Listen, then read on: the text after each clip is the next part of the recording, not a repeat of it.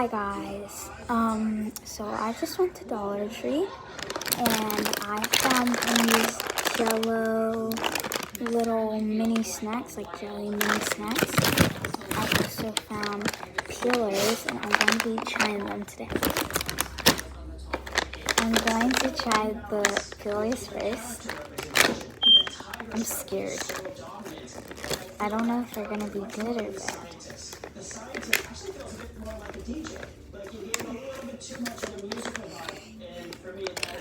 This is how they look. It's like a little banana, and it's just like that. Oh my gosh. You have to like peel it.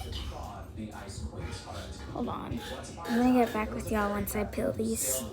Okay guys, I'm getting it peeled right now. I don't know if y'all can see that. Oh, it's peeled. Just try it. Justin, he was our team captain. He came up with a brilliant idea. The color choices. It's not that good, but it's okay.